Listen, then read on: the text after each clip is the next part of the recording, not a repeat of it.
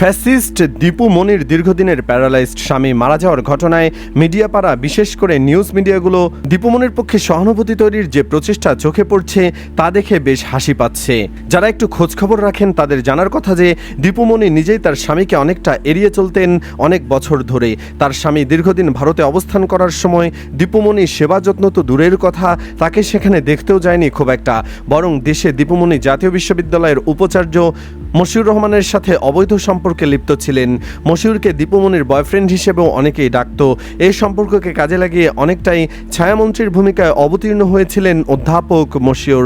সেটা নিয়ে তৎকালীন শিক্ষা উপমন্ত্রী মহিবুল হাসান চৌধুরী নওফেলের অভিযোগের শেষ ছিল না, কারণ দীপু মনির বয়ফ্রেন্ড মশিউরের কারণে নিজের কাজ ঠিকঠাক মতো করতে পারতেন না তৎকালীন শিক্ষা উপমন্ত্রী মহিবুল হাসান চৌধুরী নওফেল।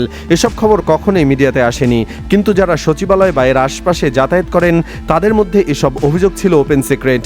নওফেল, অধ্যাপক মশিউর ও ডাক্তার দীপু মনির এই ত্রিমুখী স্নায়ুযুদ্ধ ছিল ওপেন সিক্রেট। বিষয়টি শুধু তাদের মধ্যেই সীমাবদ্ধ থাকেনি, ছড়িয়ে পড়েছিল শিক্ষা মন্ত্রণালয়, বাংলাদেশের উচ্চশিক্ষা এবং বেসরকারি এবং সরকারি বিশ্ববিদ্যালয়গুলো তদারকি ও নিয়ন্ত্রণের সর্বোচ্চ সরকারি সংস্থা ইউজিসি, জাতীয় বিশ্ববিদ্যালয়, এমনকি আরও গুটি কয়েক পাবলিক বিশ্ববিদ্যালয়ে। দীপু মনির শক্তিতে মশিউর রহমান উচ্চশিক্ষা নিয়ন্ত্রক সংস্থার সাথেও ঝামেলায় জড়িয়েছেন। বিভিন্ন অনুষ্ঠানে অফিসিয়ালি কার্যাবলীর বাইরে দুজনের আলাদা সময় কাটানো, বিশ্ববিদ্যালয় পরিদর্শন কিংবা শিক্ষাখাতের বাইরে যে কোনো অনুষ্ঠানে হরহামেশা একসঙ্গে অতিথি হওয়া কিংবা বিনা নোটিশে জাতীয় বিশ্ববিদ্যালয়ের ঢাকা অফিসে নিয়মিত যাতায়াত ছিল দীপু মনির নিয়মিত রুটিনের একটি। যদিও মন্ত্রীর প্রোটোকল অনুযায়ী তিনি কোথাও গেলে আগে থেকে নোটিশ করার নিয়ম রয়েছে। প্যারালাইজড স্বামী রেখে আরেকজনের সাথে ফষ্টিনষ্টি করা এই দীপু মনিকে এখন প্রচুর স্বামীভক্ত হিসাবে দেখানোর যে প্রচেষ্টা তা বেশ হাস্যকর। দীপু মনির প্রতি মানবিকতা দেখিয়ে প্যারোলে মুক্তি দিয়েছে বিএনপি সরকার। বিএনপি, ছাত্রদল, যুবদলের হাজারো নেতাকর্মী আছে যারা তাদের পিতামাতা আত্মীয়দের জানাজায় অংশ নিতে পারেনি প্যারোলে মুক্তি না পাওয়ায়।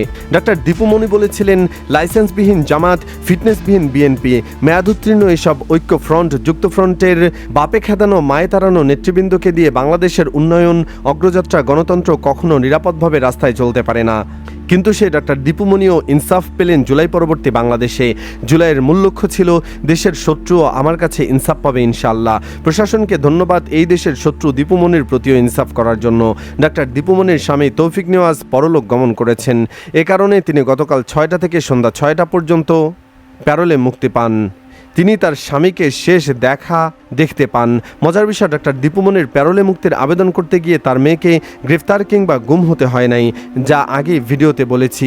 কিন্তু এই ডাক্তার দীপু মনিরা যখন ক্ষমতায় ছিল তখন আল্লামা দেলোয়ার হোসেন সাঈদীর মা এবং ছেলের মৃত্যুতে প্যারোলে মুক্তির জন্য আদালত চত্বরে ঘুরতে হয়েছিল। এমনকি সাঈদী সাহেবের মৃত্যুর পর তার ওয়াসিয়তকৃত জায়গাতেও তাকে দাফন করতে দেওয়া হয়নি।